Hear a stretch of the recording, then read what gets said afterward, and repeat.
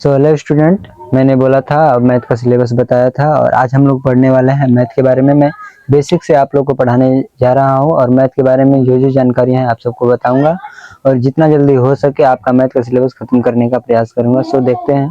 आइए, यहाँ पर हम लोग पढ़ रहे हैं। देखिए गणित लिखा हुआ है। गणित को इंग्लिश में बोला जाता है मैथमेटिक्स और यह दो प्रकार का होता है। कितने प्रकार का? दो प्रकार का होता है।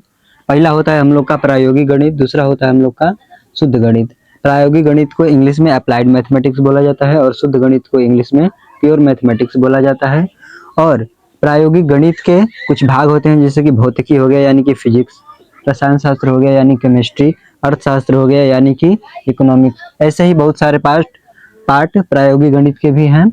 और शुद्ध गणित के भी अनेकों प्रकार हो सकते हैं जैसे कि अंक गणित, बीज गणित, क्षेत्रमिति, त्रिकोणमिति और संख्या सिद्धांत, ज्यामिति, फलन और त्रिकोण। यही सब टॉपिक्स हैं। मैथ के बारे में हम लोग फिर से देखते हैं।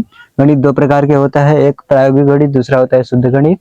प्रायोगिक गणित का प्रकार है भौतिकी, रसायन और अर्थशास्त्र और शुद्ध गणित का प्रकार है अंकगणित, बीजगणित। ये सब प्रकार हैं। चलिए आगे देखते हैं। आगे हम लोग देखते हैं मैथ के बारे में और उससे जानकारियां हैं जैसे उसके जनक कौन है। देखिए, गणित का जनक आर्किमिडीज को कहा जाता है। गणितज्ञों का राजकुमार कार्ल फ्रेडरिक गोस को कहा जाता है।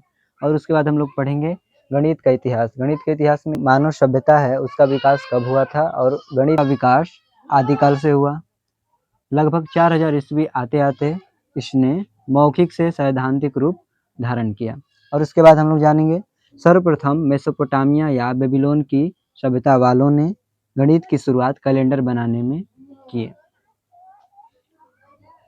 हेलो स्टूडेंट, मैंने अभी बताया क्लास 10th का पहला चैप्टर है वास्तविक संख्याएं। और इसको पहले पढ़ने से पहले हम लोग देखेंगे कि अंक, संख्याएं ये सब क्या होती हैं। चलिए देखते हैं।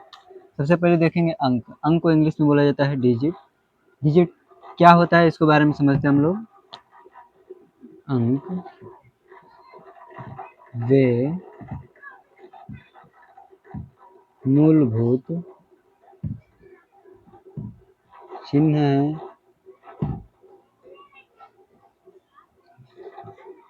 जिनकी सहायता से हम किसी भी संख्या को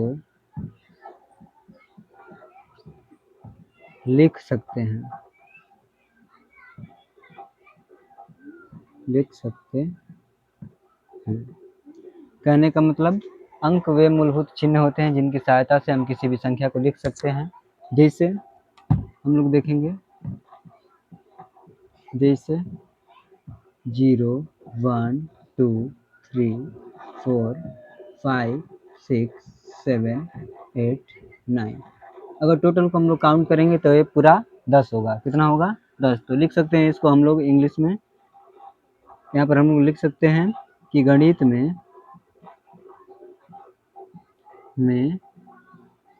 कुल 10 अंक होते हैं। गणित में कुल कितने अंक होते हैं? 10। यहाँ पर दो प्रश्न पूछेंगे हम आपसे। सबसे छोटा अंक आपको बताना है और सबसे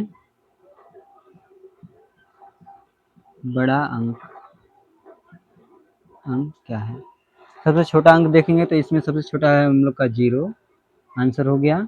और सबसे बड़ा अंक कौन सा है? तो 9, आंसर हो गया।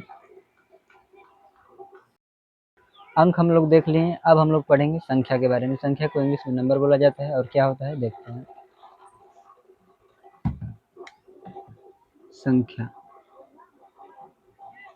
संख्या दैट मीन्स नंबर। जो संख्या होता है अंकों से मिलकर बना होता है। अंकों से मिलकर होता है। जैसे लिखेंगे यहाँ पर 2 या 2 से अधिक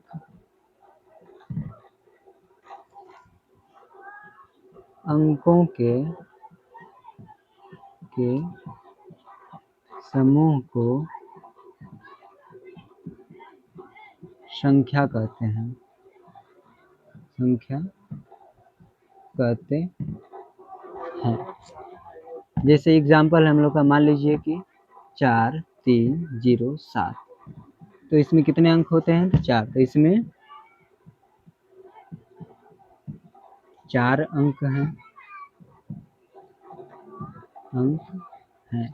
कौन कौन है? तो 4, 3, 0, 7, ये हो गया हम लोग का संख्या।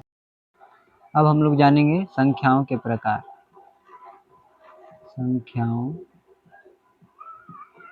के प्रकार। संख्याएं वैसे तो कई प्रकार की होती हैं, हम नाम लिखते जा रहे हैं। पहला प्राकृतिक संख्या,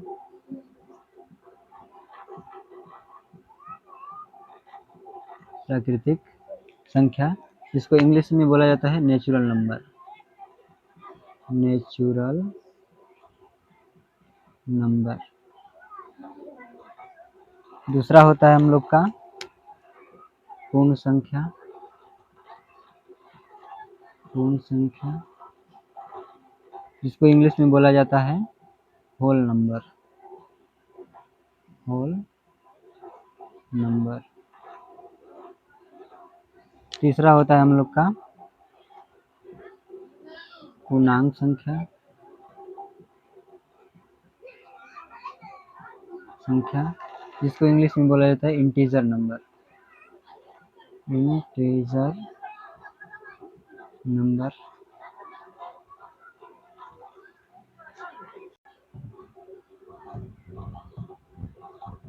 परिमेय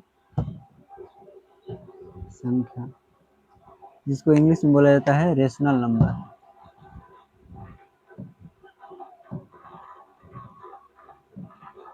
रेशनल नंबर। अगला होता है अपरिमेय संख्या, अपरिमेय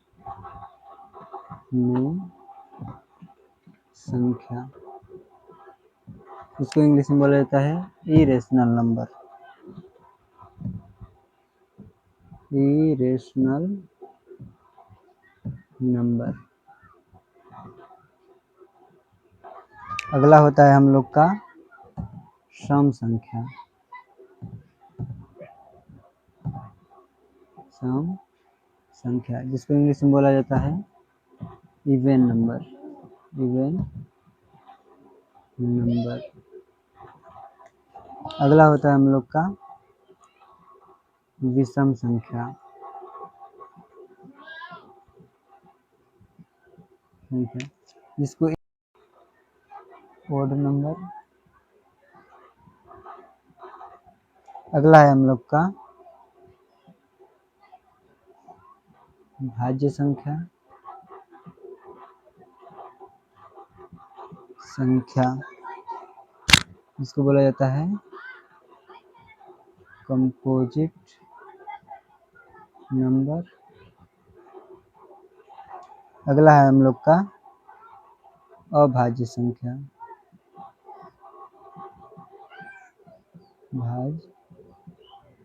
अभाज्य संख्या जिसको बोला जाता है इंग्लिश में प्राइम नंबर, प्राइम नंबर। 10वां नंबर है हम लोग का सअभाज्य संख्या, सअभाज्य संख्या जिसको इंग्लिश में बोला जाता है को प्राइम नंबर, को प्राइम नंबर। 11 नंबर पर है हम लोग का वास्तविक संख्या, वास्तविक संख्या जिसको इंग्लिश में बोला जाता है रियल नंबर, रियल नंबर।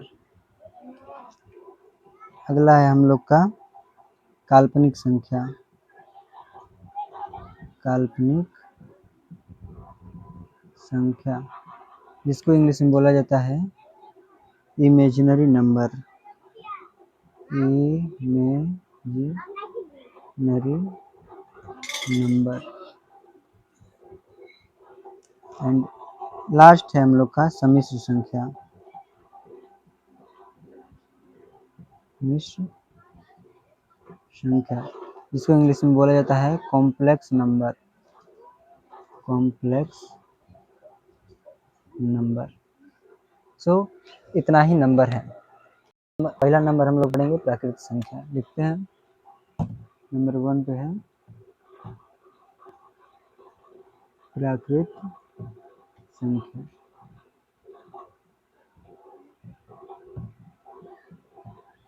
गिनती की संख्या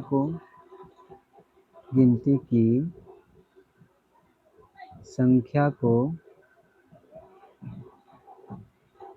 प्राकृतिक संख्या कहते हैं। इसे n से सूचित किया जाता है